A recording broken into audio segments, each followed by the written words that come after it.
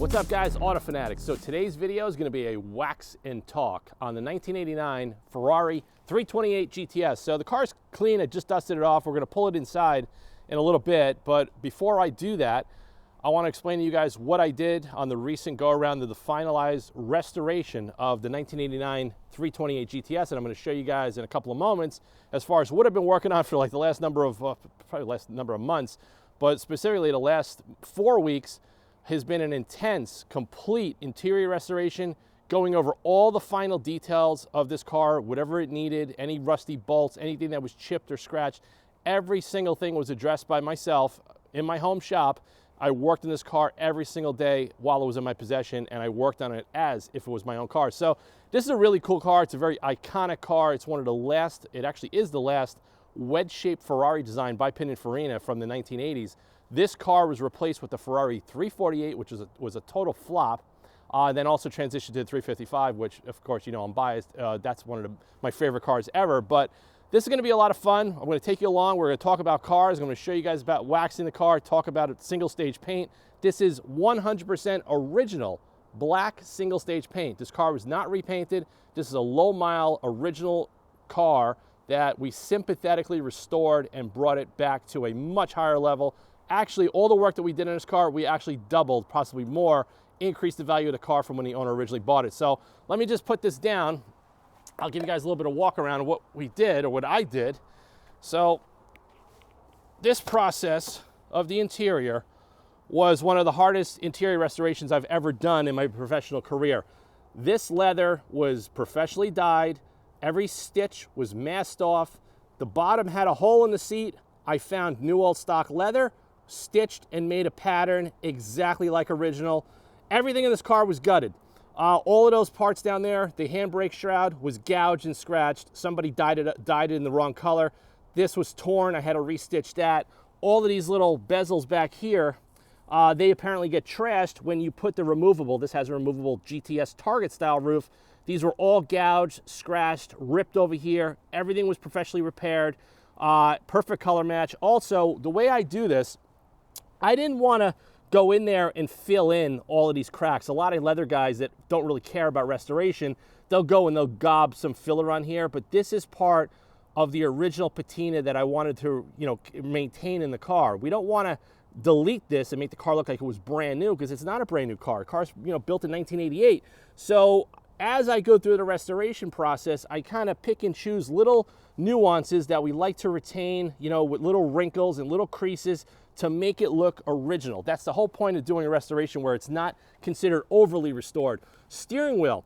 I fully restored this steering wheel. It was all scratched, gouged. When I stripped it, it actually had shoe polish. There was black shoe polish on the steering wheel. If you look carefully, it's got like a natural silver white stitching. All of that was retained. And you see that little crack right there? You can still see how the back side of the leather is brown. Now, a lot of guys will go in there and they'll dye and paint that black. I wanted to retain the originality. All new Allen head bolts. I polished this up with the Rupes Ibra Nano. I also waxed and polished the leather so it looks and feels like original, like brand new. New old stock shift knob. We have a new old stock plate bezel here that was cracked. All of this stuff was re-dyed, taped up, restored, polished, you name it, it was done. This was a hell of a lot of work. Also, the upholstery all over here was pulled, it was shrunken. Another thing too, you know, it's just a matter of restoring it sympathetically without overdoing it. And this car is by far one of the best Ferrari 328 GTSs in the world. It's possibly a very rare one also in this colorway, which I personally love. The only problem is with these seats, if you stare at them too long, they get dirty. I swear to God, I'm so paranoid after all the work that I did on these seats that I just don't even want to drive the car. So we're going to get some plastic seat covers from the shop before we deliver the car later this week. But just wanted to show you guys what I've been working on. And I haven't been doing much social media content because when I get involved in these projects, I get very, very consumed and I get focused and I'm working on this stuff. So if you guys follow my Instagram story feed, I've been showing a lot of what I've been doing every day on there. Also, I restored the faded vinyl top. This thing was wrecked. It had stains, it had splattered paint on it, and I fully restored that. That was a very, very special technique that I did on that, and I'm not going to show that in a video, but that's fully restored as well. And we'll go back here. There was something that was really missing from this car. as far as detail work, was somebody must have pressure washed the logo off the airbox. Now, the 1989 Ferrari 328 GTS specifically has that logo. Now, the earlier models had other logos, and they also had other logos over here. Now, the way that was done originally was like they call it like a pad printing process. Now, to get that done today, you would have to make a tool and a die. It would probably cost you an absolute fortune, and I don't know anybody that does pad printing, but I went in here, anything that was chipped, anything that was like, you know, nicked or damaged, everything was touched up, gloss black, satin black, matte black, any clamps, anything that was rusty was replaced. All of these decals are original. Didn't want to touch that. This is the original patina of the car. We have all the original CAD plated finishes, but this was an absolute pain in the ass to do. So this was a very special process that I brainstormed in my head. How am I going to get that logo on this airbox? So when I took the airbox off the car, it had some damage in the finish. I was like, you know what? I contacted the owner of the car. I was like, hey, why don't we get this thing refinished? Let's get it looking good, and then I'm going to brainstorm on how to get that logo back on the car. And the way I did it, I etched the logo into the black wrinkle finish, and then I hand painted the white logo on there with high temp automotive paint. It was a very, very painstaking and very stressful process, but it's all in the details, guys. This is detailing taken to the next level. When you work on a project like this, it's not about polishing paint and cleaning the interior, but to take all the skills and all the crafts and all the techniques and apply it to restoring an original car like this. It's an absolute honor that I get a chance to work in these cars for clients, and I love showing some of this stuff on the Auto Fanatic channel. And I have a lot of audience, much older audience, so that you guys appreciate what I show on the channel, so that's why I'm showing this video now. So we're gonna pull the car inside, we're gonna wax it, and come along and hang out for a little while. So we're using Colonite 915. This is one of my favorite waxes. It just works amazing. I'm a fan of this stuff for, God, well over 20 years. Also, my favorite wax for a black car. This is a black car, single stage black car. We have some foam wax pads. The reason I want to use foam, being that it's single stage, it'll be less aggressive on the paint for anything to activate it. So also, another reason why I'm using this wax is because to the petroleum base, if there's any contamination on the car, I'm not going to clay it. This will help dissolve it and remove it. We got Griot's Garage dual weave PFM towels and 007 gloss enhancer ceramic to level out the surface. So let's get started right now. All right, guys, Colonite 915, brand new foam wax pad. You're just gonna load it up. And to be honest with you, I showed this in a lot of videos before. Don't stress out if you put too much wax in the car. Also, make sure your paint is cool to the touch. Never wax the car, I don't care what wax you're using, on a hot day or when the paint is hot. You're never gonna get it off. But if you do have the wax of the car and you can't get it off, you're fighting it, just reapply a thin layer and immediately buff it off. So we're gonna get started right here. I'm going to go in a circular pattern. It doesn't really matter. You could go back and forth, side to side, but I just love the process of working on an old car of this nature, 1980s era. You know, some of you guys maybe watch the channel weren't even born yet, but a lot of you guys that watch the channel are old enough to know what these cars are all about.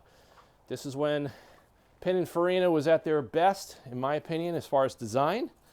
And this was their wedge-shaped design. So they had the 308, which came out in the 70s. They had the like the 512 Boxers, and it had a very, very similar design with the pop-up headlights. And they're just iconic cars, and they're never going to make cars like this ever again. And Ferrari had a very long-standing relationship with Pininfarina, who is the design house of these particular cars.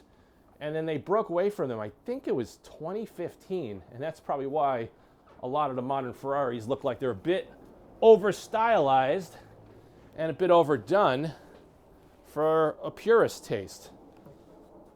I mean, pop-up headlights, I mean, how cool is that? So like this car, growing up, you know, the 308, this style car, was very predominant in all the movies, TV shows, and anything that was going on growing up in the 1980s, especially, you know, pop culture and all of that good stuff. So I remember, had to be early 80s. There's no longer, a very famous store in New York City called FAO Schwartz.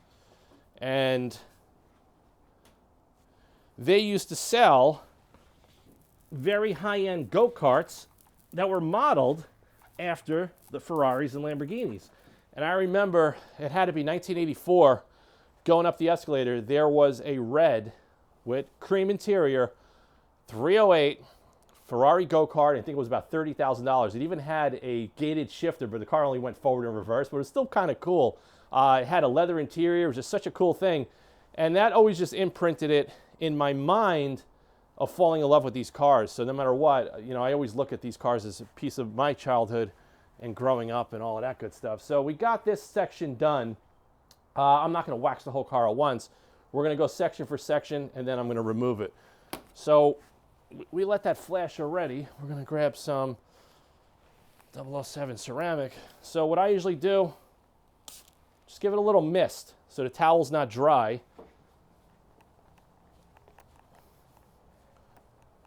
And just like that, the wax comes off easy. You don't have to fight it. And then you can flip it. That's going to give you your final buff. So this has 2 different weaves of twisted loop microfiber. And I think these are my favorite towels based on the size and their performance by Griot's Garage.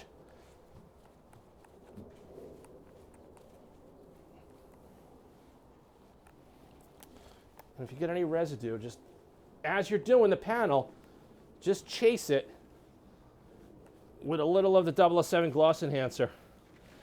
And it just works. It's just a method that I found that works, and I show it to you guys in the channel, and people that have used it have commented on how awesome it does work. I paint metered the entire car with my Del Fesco professional paint meter gauges, and I did confirm it's 100% original paint. It's funny because the paint metering is pretty consistent. And then over here, it gets a little heavy in the concave vent area. This I cannot wait to wax. This is my favorite part of the car as far as the design. And that's because these cars are painted by hand. They weren't painted by robots. All right, guys, now we're moving over to the hood. Now, this car is pretty small. So in most cases, I usually split the hood up into either 4 quadrants or 2 quadrants. But in this case, I think I'm going to do the hood in one full shot. Just because by the time I get to the other side, this side is already going to be flashed. Oh, I'm using my left hand. Look at that. I'm actually ambidextrous. I never mentioned it in any of my videos. I use both of my hands in most of my craft, whether I'm stitching, sewing, doing artwork, anything. I've just been like that my whole life. And I think it's definitely a very positive attribute when you work with your hands for a living. Okay, so I got the top of the fender. I think we're good. So, oh man, this thing is so cool. So we're going to grab the 007. Yeah, this is definitely flashed off. You could put your finger across the paint. You could kind of see that right there, what I'm doing. So that'll give you a good indicator. And the flash off time is going to vary based on the outside ambient temperatures or inside of your garage or shop.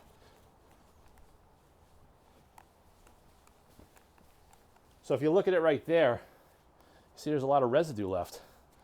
So, and you see with that little spritz of 007, it levels it out and actually makes the Griot's PFM wax removal towel. Look at that. The residue is all gone, completely removed. So we're going to go down here.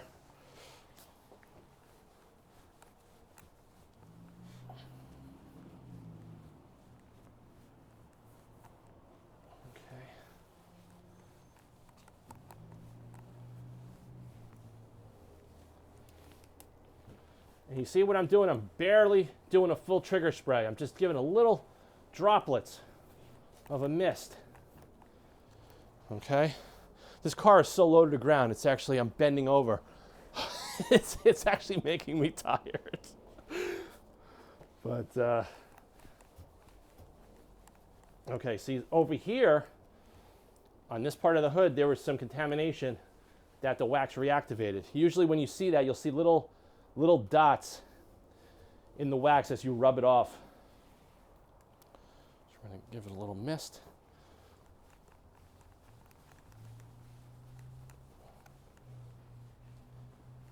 I tell you, for a car this old, this paint sure shines good.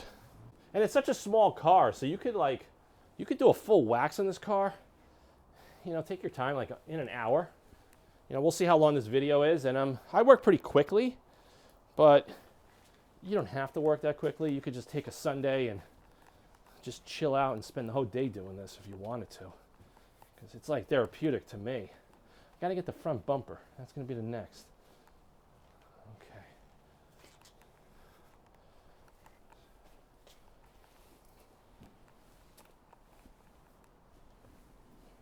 Okay, cool.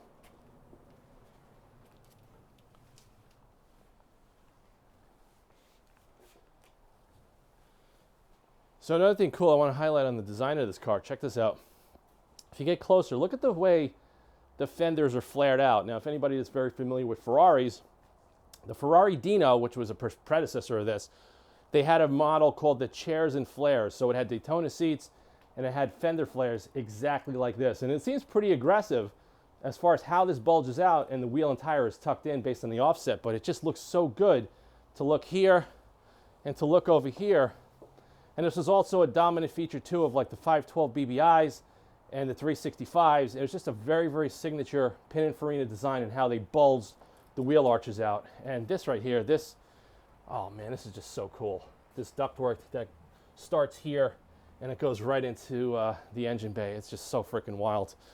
All right, guys, you see some of the contamination right there on the wax pad? That's what I was telling you about. The petroleum base of this wax is going to get, that actually was all in the hood. So we're going to do the A-pillar.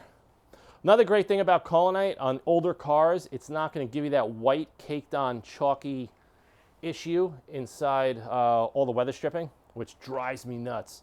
Now all the waxes back in the days growing up, turtle wax, new finish, liquid glass, all of that garbage that we grew up with, that's all we had, used to make everything white with that residue. But this is really interesting. So when I was paint metering the door, it was like really high in here. Because you think about it, the physics of painting, now you're trying to spray paint by hand in a spray gun. They were not using gravity feed guns, they were using siphon feed guns, which was a canister and the paint was sucking into a tube from the bottom. So they had to atomize and get good coverage without having the gravity pull it down and drip. So that actually took some skill to do back in the days at the Ferrari factory, when these cars were all built by hand. Now, if you follow Ferrari history and production, during this era, you know, Porsche was also a very small boutique automotive manufacturer. And a lot of people may or may not know that when Porsche unveiled their 959 supercar, not only was it the most advanced thing in the world at the time, even besting like the Ferrari F40, but Porsche financially was in the hole, and they were literally about to go belly up during that era. And then the 964 came out, which was one of their best and last hand-built 911s, and they were struggling to sell those cars. Now they're some of the most desirable Porsches in the world by collectors. And the reason for that is, you know, the economy was in a recession pretty much. And people weren't buying cars, and there was just a lot of stuff going on in the world that was causing an issue. So Porsche was really on the verge of going under. And what saved Porsche was the introduction of the Porsche Cayenne. And it took them from a small boutique sports car manufacturer into now predominantly making SUVs. So it just shows you. Now Ferrari just came out with their SUV, which I personally think is the coolest thing ever. If you want an SUV, I think the style of it, NA V12, 700 plus horsepower. I tell you, if I had $500,000 and I wanted an SUV, that would be the one I would buy. But that's out of my price range. So I still think the Italians have the market beat on the best SUVs with the Stelvio Quad, and now that new Ferrari, which I don't even know how to pronounce the name of it. It's just such a funky name. Oh, this is so cool. It's like a weird feeling when you're putting your hand into the panel and it goes in like that. It's just a very weird feeling. And if you're sensory driven like I am, you actually appreciate how this car was, you know, manufactured and designed. It's like, it's so cool. It really is. So I like to leave the garage open, especially when I'm doing black cars, because I'm getting the light coming in from there. I got some light coming in from there, which is a different color temperature. And if you look at the right angles, you can kind of see exactly what you're doing. And that's just something that I've gotten used to over the years working in here. But now we're going into uncharted. It's funny, you can see the orange peel that's in here. And it's because the way the car was sprayed originally. But it's just so cool. Now, the one car from the 80s, as much as I love it, I hate detailing it, is the Ferrari Testarossa. I do not like doing the slats down the side. I don't like doing 348s. I like 355s. I like 308s, 328s, 512s. I just don't like cars that have slats on the bottom. So if you get back over here, check this out. Look at the little kick up in the rear deck lid right here. It's like almost like a built-in stylized spoiler that's integrated into the quarter panel, into the rear deck lid. It's just perfect styling, it really is. That's one thing the Italians get right, is style. They don't get the reliability and engineering right sometimes on cars, but they definitely get the style right. All right, so we're gonna let that flash for a couple of minutes.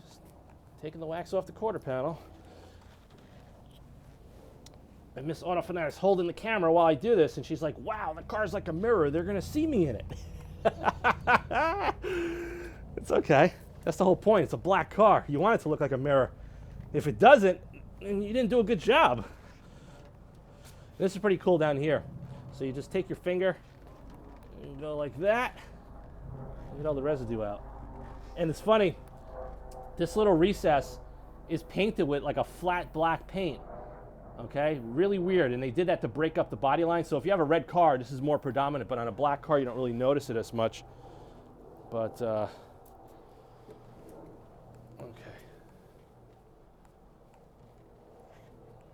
Going over here.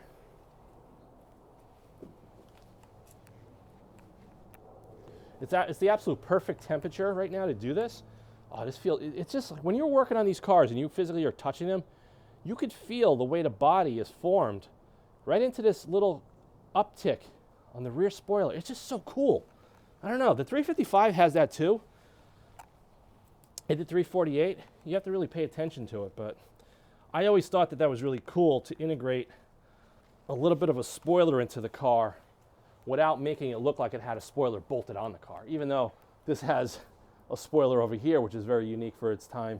You know, I guess for the wind to go through here, and then you have air extraction through the rear. But overall, it's really cool. So I actually have a customer of mine, I think he's down in North Carolina, and he was working on one of these, a red one, actually, same car, 89 328 GTS. And he was sending me photos, it was last year, with the Colonite can. It was actually pretty cool. I still have the photo on my phone. And he loved working on it too. He's a young guy, and he does detailing on the side, I think as he's going to school, and he really, really enjoyed working on such an old car. And that's really cool because a lot of the younger guys, they don't, first off, you're a mobile detailer, pro detailer starting out, what are the chances that you're gonna get one of these coming into your shop, or you're gonna get a mobile detail? This is more of a specialty project, and you know, I'm detailing it now, I'm just waxing it, but you know, I restored this car. You know, I had this car in hundreds of pieces, and that's even cooler, you know, to work on it firsthand, and you kind of learn and study the way things were done. When you start taking the car apart and you start seeing different hardware throughout the car, because they probably ran out of hardware in the bins, that's, you know, hand-built car. That's what's really cool about it. Now, if you were to paint correct this car, definitely recommend removing the emblem, but I'm going to go in there. I have some foam swabs, and I'll kind of go in there and get some. There's actually wax residue from someone else who priorly waxed this car, and I'll go in there after the video and I'll go find final details, and before the car gets picked up for delivery, I'll obsess over it probably for about another 3 hours, making sure everything looks good and it's up to my level of satisfaction. Look at all this, look at the drips in the paint. That's Ferrari, they call blackout paint. They've been doing this 60s, 70s, 80s, 90s, early 2000s, and finally now they paint inside the jams, the body color. But it's just a cool little feature. And like I said, if you're restoring the car, you don't want to erase that. It's all originality right there, up until you see the stain of glue right there from when they probably glued the weather stripping on. They probably dripped it onto the black crinkle finish. That's original. We're not touching that. We see down here, we have some wax. Look in the corner. Look, go back. You see that right there? Let's see. Yeah, see that? The Colonite reactivated that white caked on wax and gets it out. That's why I specifically wanted to use this product. I was thinking about using some Autofanatic secret weapon because I still have it, and I use it on specialty jobs, but when you have an old car like this, you have to appreciate it for what it is and accept the flaws, because that's just the way it is. You can't make an old car perfect, just the way you can't make yourself perfect when you hit a certain age. But this is actually where you put the fuel in. If anybody didn't know that, there's a key right there. And on the other side, you could put the oil in the car and check the oil. So that was just another cool, interesting thing that Ferrari did. It probably didn't have to do it this way, but they did it that way. I think it's kind of neat. And this thing swings open. And this has like a flat black, I don't know what kind of, this feels like it's probably anodized. I'm not sure. That'll get in there. Go to the edge. You see that? Right there. Actually, I'm going to grab some secret weapon. Hold on. Grab Autofanatic secret weapon. So who remember this? If you guys have been watching the channel long enough, this stuff is amazing. We don't sell it anymore, but I have just enough that'll probably hold me over for the next 10 years. And then I'll probably be too old enough to work on cars. We'll see. Put that there. Look at that. Money shot. So we'll put some on the microfiber towel.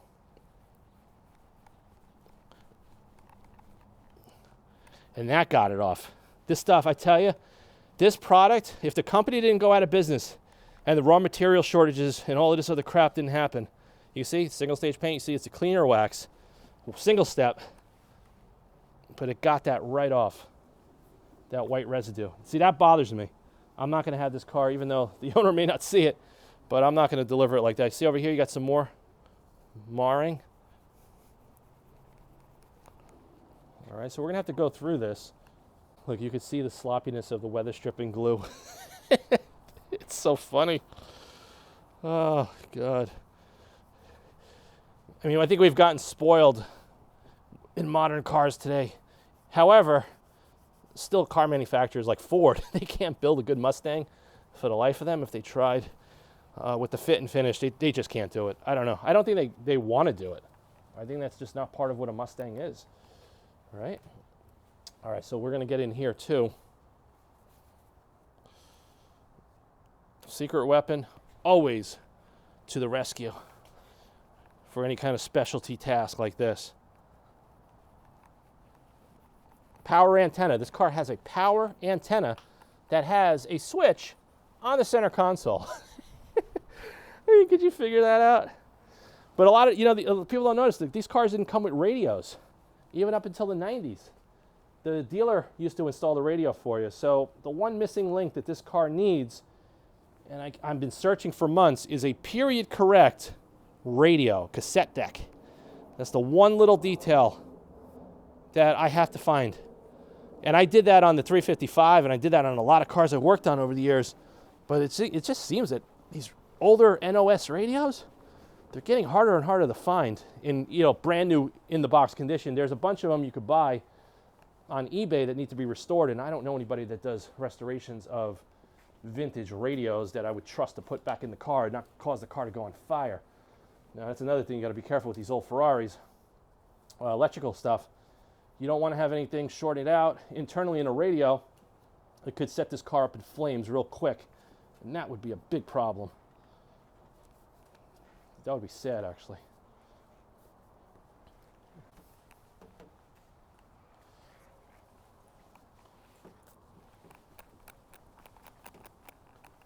And I have perfect lighting coming in on my left. I can kind of see exactly what's going on. Now this is a real pain right here. These louvers. Oh man.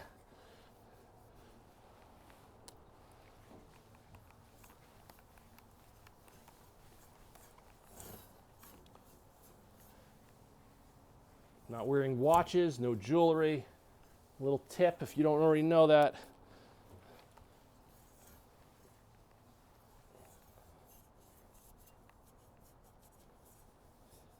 Yeah, these louvers are like anodized too. It's another interesting finish.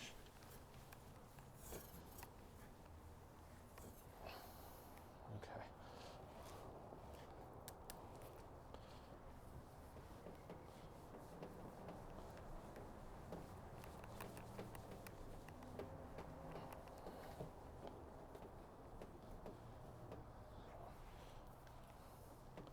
Get closer.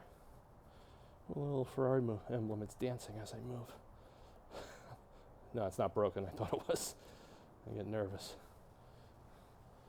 These cars are pretty delicate. If anybody's out there has ever worked on them, you got to be real careful. That's why it takes a level of precision and finesse to do anything on these older cars. Because if you go, I'm getting directed as far as where I missed the wax. Thank you. Okay, we're going to get back in here. Has this little buttress design, which is pretty cool. I like the buttress design on the 348s, 355s. And then they brought that back a little bit with the 599s, but I still don't think the 599 is a gorgeous car the way some of these older cars are. They're just beautiful to look at.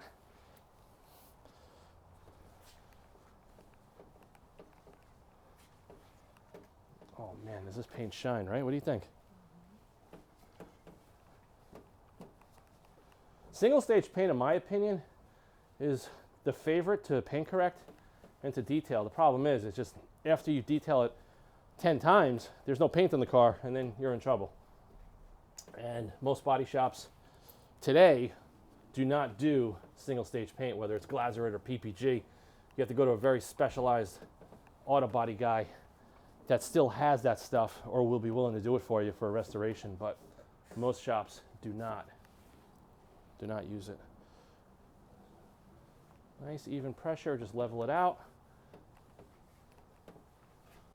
It's pretty cool the way these cars are assembled. There's a rubber weather stripping separating these two panels. Now, on the 348s, if you guys are familiar with these cars, they attempted to braze or weld the adjacent panel between the C-pillars and they crack. It's a design flaw from Ferrari, and they all do it. If you find one of those cars, FYI, if you're ever looking at one and it doesn't have cracks, there's a 100% chance sure that it was repaired somewhere along the line. I've seen cars that had 5,000 miles crack. It's just an inherent flaw in the car. So I actually think this is a better design to keep them separate without having a welded joint here where it's going to flex with the frame and cause it to crack. But I don't know what they were thinking. I think they probably did it on the 348s and 355s to clean up the body lines. I think it was more of a design choice without really taking into consideration the engineering of the body twisting. Because that car, that was still a steel frame. And the model that superseded that was the 360 Modena, which was the car that pretty much took Ferrari from boutique car manufacturer into mega factory and mega sports car manufacturer, because they have one of the best and most sophisticated factories in the world ever since they partnered up with Alcoa Aluminum. And if you guys want to watch some great videos, watch some of the videos on the Ferrari factory. It would just blow your mind. If you saw the way things were done in the 80s, the way they're done now, it is just out of control. Man, this is flashing already. So we're about 50 degrees, maybe 55 right now. A little breeze, a little cool, but you don't want to wait too long. Now another thing too, a signature design feature of these older Ferraris was the dual rear lights on both sides. And if you pay attention to anything that they're doing today, they pretty much did away with that. But Corvette also had that similar design. You can see there's air extraction vent right through here. Look at that. So the air comes through there. You got air extraction through here. So, I mean, the way they integrated the performance and engineering, and they still made it look good, you know, for its period, you know, without making it look overdone. You know, Porsche also did that too with the 959, which is pretty much a G-body on steroids, but they made it look so subtle, all those little changes. And back here, it's another thing too, if you want to ever look at one of these cars for yourself, When you see a lot of orange peel back here, that's almost another sign that this is original paint. If you see it all flat and they color sanded it out, that means that this most likely was repainted. This is predominantly on all 308s and 328s. You get a lot of orange peel on the rear deck lid panel. So also, great tool to have. I sell these on my website. If you can't get your finger in there, just wrap the towel and you go all the way around. That's a great way to get anything cleaned and detailed. Oh, that's my favorite part right here. I wish they would incorporate this on newer cars, the newer Ferraris. My favorite Ferrari of the 80s is the 288 GTO, which is basically this car on steroids with a twin turbo V8. That's one of my favorite cars ever. It's a $4 million car today. Very limited. They built less than 300 to go racing, and they never went racing. And they only made them in red with black interior. Ultra rare, desirable car. Also, these mirrors were all oxidized and faded. I worked on restoring those as well. That was another nightmare because you don't want to put any certain finishes on this stuff that's going to cause the plastic to get brittle and possibly crack. So we have a new microfiber towel. This is towel number 3 because there was a lot of contamination on the back of the car that got reactivated with the petroleum base of the 915. So when you're working on an old car like this, when you're doing paint correction or detailing and you have an original car that's worth a lot of money, and you have original paint, you got to understand that certain defects you're not going to ever get rid of. You know, a fully repainted car, in my opinion, is not worth as much as an original car that has cracks in the paint and flaws. That's just from a collector's mindset. Because once you blow this car apart and it's not original anymore, then I don't know, I personally think it loses a lot of its collectible status. And that just seems to be like a stigma with cars today that are repainted. Nobody wants them or they want to devalue it. But people also have to realize when these cars were new, when they came over to the United States port, Luigi Cinetti was the importer.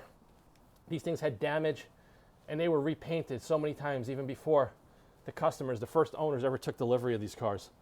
And I remember I used to go up to the Ferrari dealer 20 plus years ago with the manager and see all Ralph Lauren's cars and Tommy Hilfiger's cars come off the truck and they would go straight into the body shop, and I never understood why until I started really analyzing all the defects. But that's what you get with a hand-built car. That's just what it is. All right, that's it. Next up, final panel of the car. In the beginning, oh, dude, this is just so cool. When you feel this flare, it's identical to the Ferrari Dino. Ferrari Dinos today, I remember I had a customer in 1999. He's like, "Hey Phil, I'm buying a Ferrari Dino for $27,000." And I said to him, I was like, "What the hell do you want that for?" Because the Ferrari Dino, up until recent, was never considered the real Ferrari, all right, by collectors. And it was always like the stepchild of Ferrari. Nobody really thought it was worth anything. Now, a good Ferrari Dino is $600,000 to $850,000 if you have a Chairs and Flares car and it's got provenance and it's restored properly. Yeah. So that car, I remember my customer Darius, he's like, "Yeah, I'm going to buy the car for 27 grand." And they were giving these cars away back then. Nobody wanted them. And now look what they're worth. So yeah, it's pretty cool. Like this car right here, I think you go back 15 years ago, it was probably maybe a $50,000 car.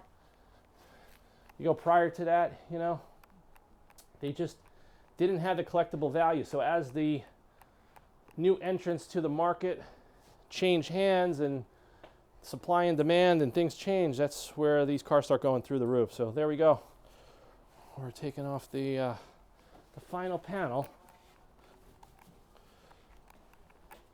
This actually came off easier. I did the top of this already, but I just did it again. Sometimes you can't. When you're doing a video, you get confused.